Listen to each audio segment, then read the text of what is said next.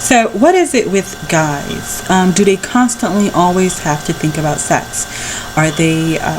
Do they have no stamina when it comes to controlling their mind to kind of steer away from always thinking about sex? Now, per research, I googled per study on male gender relationships, they do state that men think about sex, of course, more than women, possibly 3 to 4 times a day that they think about sex. So is that something where we're stating that men are pussy whipped, that they can't think logically, outside of wanting to hit that or get some or screw somebody?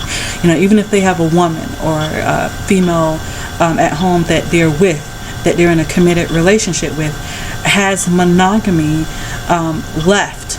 Do we not believe in monogamy anymore as a society? I mean, even dating back far throughout history, men took more than one wife. As far as being in a monogamous relationship, you're only with that one partner and you're committed to them, blah blah blah, which that's what I want. I don't want to not be in a monogamous relationship. I'm loyal. I want to have that one guy, that one male in my life that I can be with. Even with that said, I believe because men are pussy whipped, as far as the pussy is controlling their mind, the power of the P, whatever you want to call it, these men are controlled by that. So I do feel that this is clouding their judgment. This is clouding their minds. It's not allowing them to think logically. Men are controlled by the power of the P. I've had guys who's like, women shouldn't be controlling their, P. They think that their P is made out of gold, blah, blah, blah. And then you have these guys who are like, women shouldn't always give it up, blah, blah, blah. But yet these are the same men that has absolutely has pressured at least one woman in their lifetime to give it up to them, because men are controlled by that. Their minds, their judgments are clouded by the power of the P. Okay? So therefore they can't be good friends. They can't be good lovers. They can't be good boyfriends or husbands, the majority of them, because of this clouded judgment that they have in their minds. They can't think logically. So this goes back to the point of men are so grounded and just based on physical attraction. So me and my friend, we were talking or discussing about profiles, online dating. So here we go again, online dating tips and rules and advice. When you have an online dating profile and your about me section, I take that seriously, and I know that a lot of men also take that seriously. So this is not for all men, because I've met a lot of men online who, they would say, don't message me if you haven't read my profile, because if certain type of women message them, let me say they have not, read that profile, because there are certain things in that profile that they state. And I love those type of profiles. I love profiles that state directly what you're looking for, what you want, who you are, because that in returns eliminates people or women or men to contact you who you're not into. So lay it all out. Place your cards out there. This is what I want. This is who I am, and this is who I won't date. This is who I may date. So that way you're getting the right responses. Also, men and women, read the freaking profiles. I do not want to get another message stating, so tell me a little bit about yourself. So evidently my time was wasted writing all of that crap down about who I am and what I like to do. Simple shit. And you can't even read it. Why not? I mean, can you read?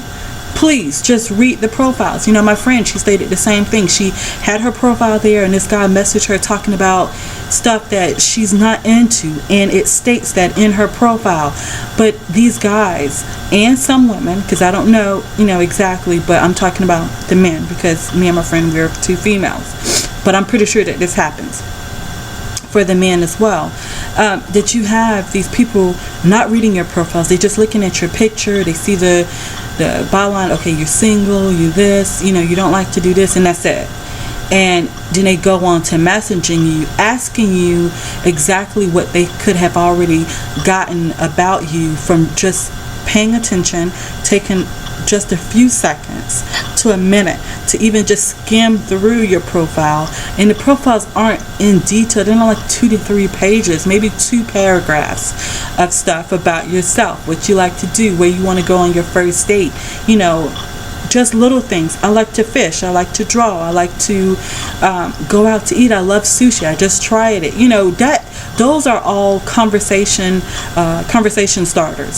So if you are not sure how to approach someone, these are great tools. The About Me section is that tool to help you start up a conversation. You read that profile and then you go from there, whereas your initial conversation isn't bland or showing that you haven't taken the time out to read that person's profile, because you're asking them what they have already stated in their About Me section. So if you approach me and you ask me, so what do you like to do for fun?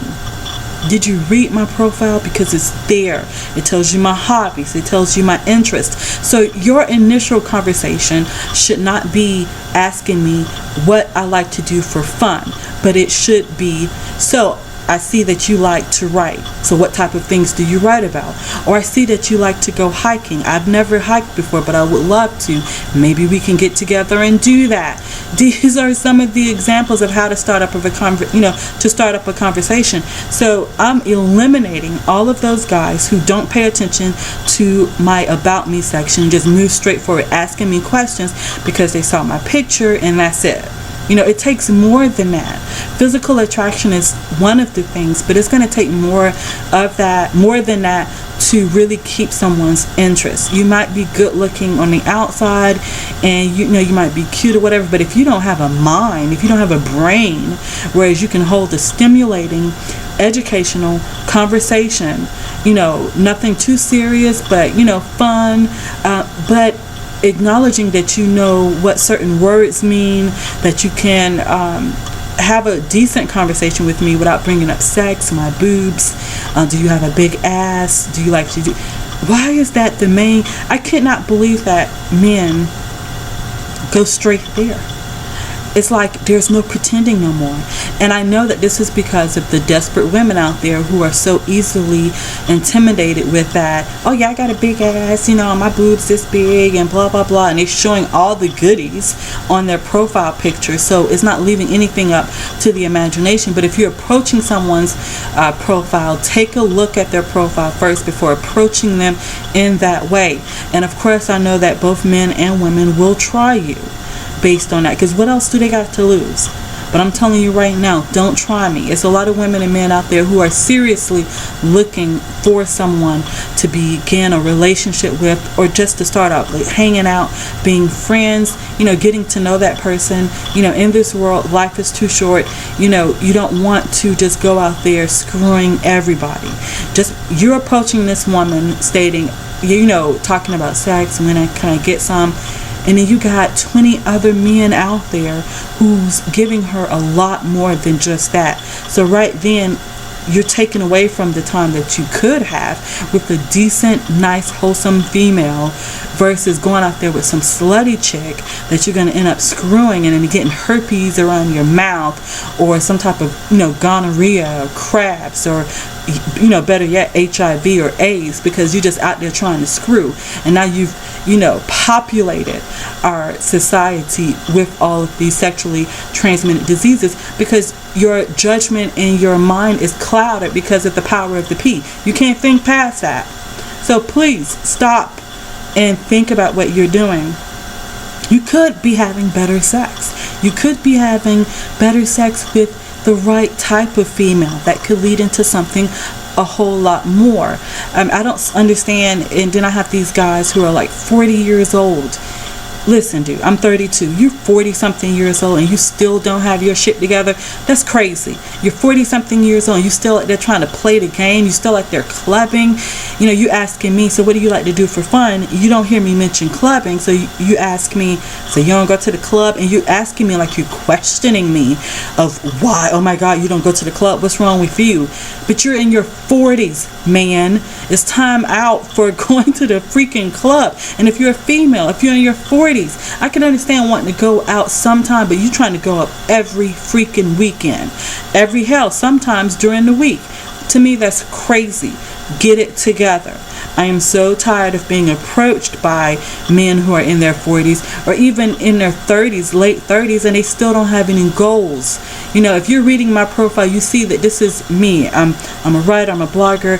I'm telling you a little bit about myself. I'm telling you about my goals, so that way it could help out with the conversation. So if you're approaching me and you're not reading my profile, or if you're not reading any of these people's profile, men or women, if you don't want to take the time out to read a man's profile, or if you're a guy and you don't want to take the time out to read that woman's profile to get to know just a little bit about her, or to see that the type of guy that you are, that's not even the type of guy that she's looking for, or you're the type of female that this guy is not even looking for, but you just now embarrassed yourself by trying that person. Because to me, that should be an embarrassment. Yeah, you're trying to give it all you got, you're just gonna try that person for whatever, and if they say no, then oh well, I'll move on to the next. That's an embarrassment. You know, you're going around messaging people just to message them. That's a waste of time. That shows that you have absolutely no life. So get it together. If you're going to be doing online dating, do everything what the online dating rules and steps are. That's the reason why we have to put something on the profile. So again, all that A, B, C, C, D, D, D, E, where you're not paying attention to the profiles, to the point where you're not even interested in putting down there what you like to do, or telling somebody a little bit about yourself, then what's the point? Don't be on the online profiles, you know, the online dating. And this is the reason why a lot of people force members to pay for services, and you know, to state that, okay, I'm really putting in a serious effort to be out there to look for someone. So that's why they're making us pay to join dating sites now, because you have a lot of, you know, people who aren't serious about looking for someone, but then you have those people who are. You know, we wouldn't be on this profile, we wouldn't be on this dating site if we were not seriously looking for someone. So it irritates me to the fullest extent that, you know, you got people out there that's taking advantage of me and other people who are out there seriously looking for someone. So if you don't want to take it seriously, if you're not out there seriously looking for someone to get to know, become friends with, and then possibly, you know, go into something deeper, such as a meaningful relationship, then why go on there? Why waste my time? Why waste your time? So those are the tips right there, and everything bottled up into one, but it's a lot of stuff because I'm just venting right now. Bye.